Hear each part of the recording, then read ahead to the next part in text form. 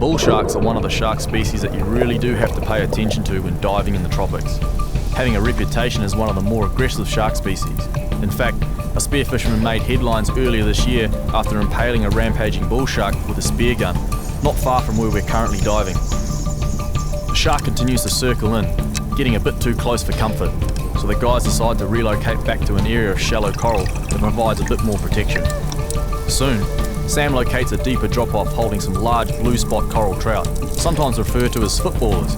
These trout are actually a species of groper and grow much larger than regular coral trout, but with a few sharks still lurking in the vicinity, it might be tough to get one of these bigger specimens to the surface unscathed. Sam spotted a large fish lurking under a rocky outcrop in classic groper style, so decides to take the shot. The powerful fish makes a run for its hole, entangling itself and the float line in the coral. Given that Sam's at close to 20 metres depth here, there's very little time for him to fight the fish, so he's forced to drop the gun and ascend to the surface to breathe.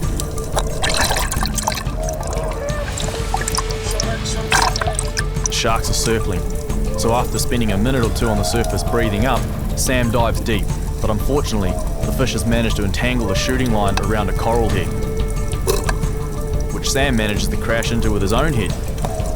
It's not worth risking a blackout, so he drops the fish and heads to the surface once again. On the ascent, another remora is spotted darting back down to the depths, and this provides a premonition of what's to come.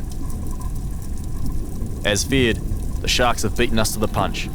Given the size of the fish though, there's still plenty of good eating left on it. Little bastard! Despite all the commotion, there's still a few more larger footballers hanging around, so Kieran decides to try and land one for himself, hopefully unscathed this time. This fish sits just beyond Kieran's reach, but on the ledge below, he spots one well within range. It's a good shot, but again the large trout immediately seeks cover of the coral, but having the advantage of a reel gun means that Kieran's able to apply pressure on the fish from the surface, and he soon extricated it from its refuge, avoiding paying the taxman his percentage.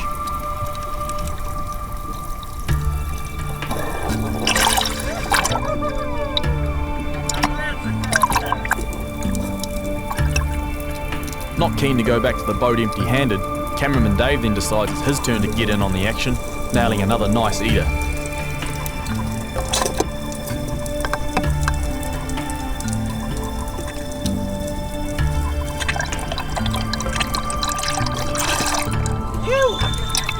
Nice one, boys! Sweet! How'd you go, Kieran? Yeah, not bad, mate. Saw a few nice eating fish. Missed a couple as well, but got a nice, another blue spot coral trout.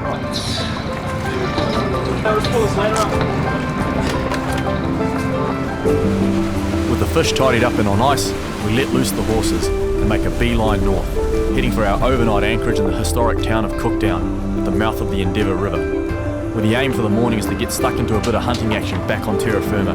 But before then, we take the chance to tuck into the fruits of our labour, in particular, the North Queensland delicacy, deep-fried coral trout skins. What you doing there, Dre? Schnauzer skins, mate. North Queensland treat. Looks like porcupine skin. Tastes great. We'll go back out in the reef and chase those coral trout around, maybe do some more jigging and stick baiting. And just a few minutes after we reach our destination, Matt's putting the Osea Rocket Dive blue sardine stick bait back to work yet again. Is Matt biffing Lewis though, is he? That corner looks good. Yeah, I think Matt's got this one dialed. Yes, got him! Yeah, nice, nice! Good fish. That's a goodie. Just chuck the trees. Oh, it's got shoulders. Oh, he's a big fish. Goodie. He's probably as big as yours, Kieran. Come on, ready to come.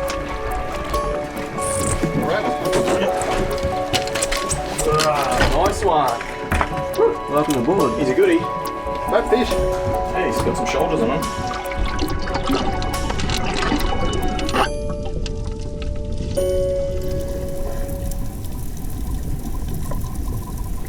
Back out on the reef, we're going to go and chase some crows. What's different about these crays? Well, these ones to start with, you're not allowed to grab them with your hands, you have to shoot them. So it's going to be a bit different for us Kiwis. Beautiful colour, beautiful eating apparently. Looking forward to something a bit different.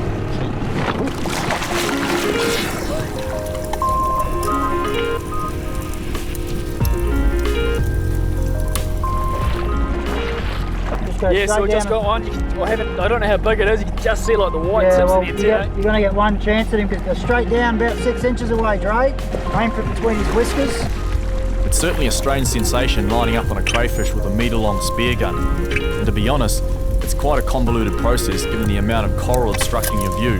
So unsurprisingly, I make an absolute hash of my first attempt. Nail it! So, Dre had a shot. But I don't know, the coral structure makes it quite hard to just get a straight shot. Here's this one? Yeah. All right, it was a straight miss. Straight miss. It's a miss. Luckily, we're able to find a few more crays hiding amongst the coral outcrops nearby, so I soon get a chance to redeem myself.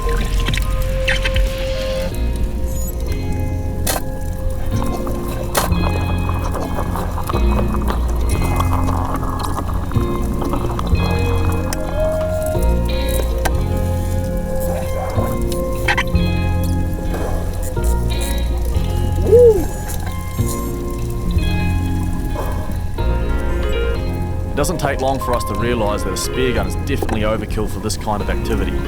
So we switch spear gun for pole spear, or pranger as the Aussies call them. This method eliminates the fuss of loading the gun and allows far greater manoeuvrability.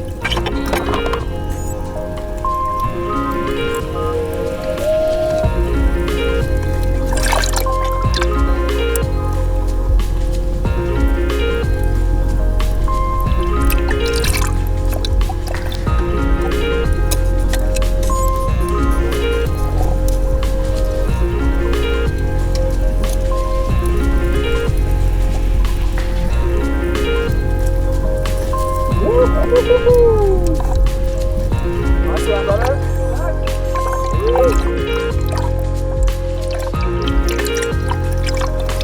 Yeah, nice. That's a good cray,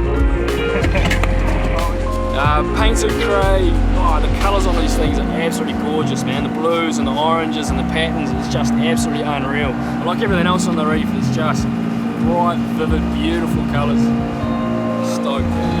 They've done awesome, guys. That's as good as it gets really for painted up here, so it's good work.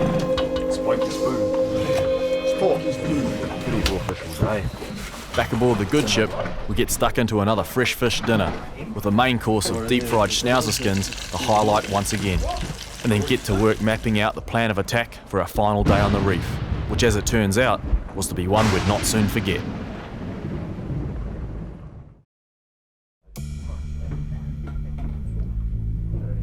Just contemplating life there, Sam? Yeah, mate. Soaking it up while I can. Last morning for us out here on the Great Barrier Reef. Kira and I are going to have a morning session on the poppers. Hopefully we can get a couple that stick. Oh, that's a little knife there. I think it was a long tom. Don't really want those. Not really after the long tom silver. Right out there somewhere. Yep, you got him. You're in. He's in. Beauty. How's it feel? Like you got a bend in my rod. Trying to keep them up high. Get them out of the reef. This is always the struggle. You hook them in 3 feet of water, then you got to drag them out and over the edge into deep water where you got more chance of landing them. It's a good way to start the day. So we need really good gear here, like these Shimano Stellas, because we've got to put a lot of hurt. Oh, that's a bit of hurt. Got to put the hurt on them to get them out of the reef, but got bricked in the end anyway. Bugger. I'll just go down and reload. That's a good one, that cast. Oh, something came up to it then. Oh, had a take, man. You see that shark come in and have a crack before? Just had another go. Yeah, here we go. Here we go. Here we go, here we go, here we go. Ah, do you see that? Something's chasing him. Here we go. Oh, that was a good one. Come on. See that shark? Right up the boat.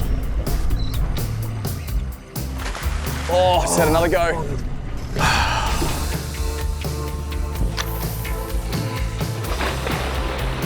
Barracuda. Was it shark? Barracuda. Ah! What happened there? Got grade. Gifted one to Moana. Not a good start out of the gates for us. So yeah, the type of fishing we're doing here is you're wrangling with some pretty heavy fish here, and if you're not on song, they'll tear you apart, as Kieran's just sort of found out there. Oh. Very still out here this morning, so I've just switched to a cup-faced popper. Puts up more spray, gives the surface more action. It'll stand out really well against the smooth water around it. So he's hoping it's going to do the trick. Right up over there. Nice. That'll be a money shot. Oh, right on the current edge.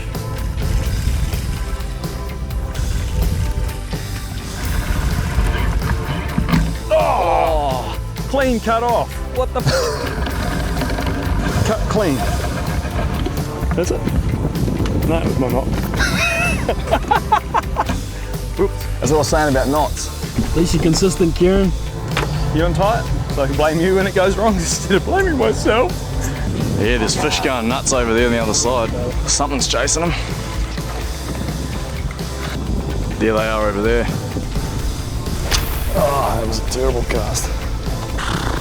After trying everything under the sun to entice a bite, after 2 fruitless hours, we admit defeat.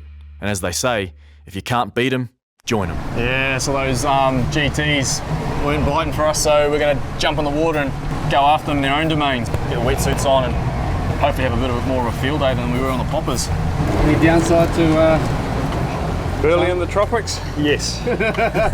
Sharks, and lots of them. The ones we've got to really watch out for are the bull sharks, and if we're really unlucky, a tiger will turn up. But when you're burleying, keep your burley really small. Shark comes up and bites on this and shakes his head, that's what sets them all off. But if he's just chewing on a chunk this size, swallows it down, and they keep pretty calm. So there's a tip for the players out there. I was just looking at that going, that's bloody good sashimi. Probably pretty good actually, to be honest. Top notch. Top notch. story of this stuff? I got some bait on the surface. I'll just keep an eye on them, see if anything's smashing up. Having a go at them, and we're going to go and have a look in a minute, I think. Go for a swim. Yep, straight in there, man. Straight to the heart. Yeah, we'll cruise down that edge, we'll just pick something on the other side. Get him, male. Sure enough, not long after jumping in, and we're visited by an inquisitive reef shark, perhaps attracted to the smell of burley on my breath. While this guy poses no real threat, he's still big enough to cause headaches should we shoot a fish.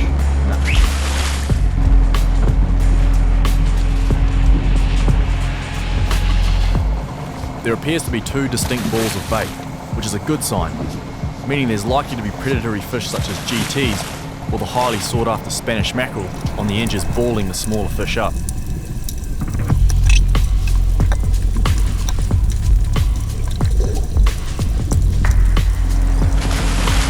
Kieran and Sam battle their way slowly into the current towards the bait, when something to their left grabs their attention. Kieran spots a Spanish mackerel on the periphery of the bait school, swimming just beyond a small group of barracuda, so lines up and takes the shot.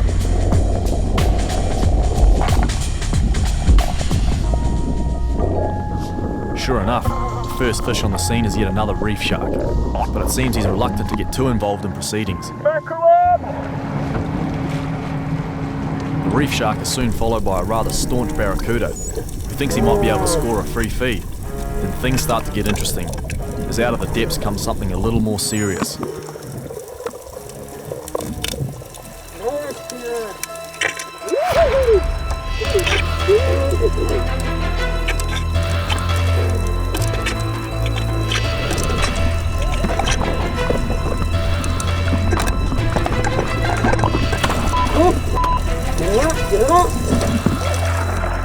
Angry shark!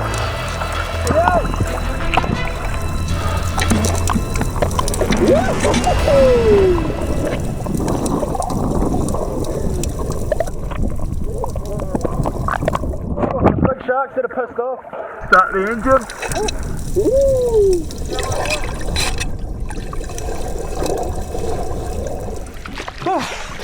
Sorry, a little bit out of breath. We got the trophy. We got the good Spanish mackerel. Oh, good work. Oh, mate. Kieran wasn't the only one after that fish. But he had got a couple of sharks that were pretty excited about it, and there's a barracuda trying to have a munch the whole time. But About a 10 or 11 foot lemon shark right up in our face, kicking them out of the way. Another bully coming in. Good Spaniard. Well done, Kieran. Put him in the bin, eh? as soon as that fish was shot, that thing just came out of nowhere.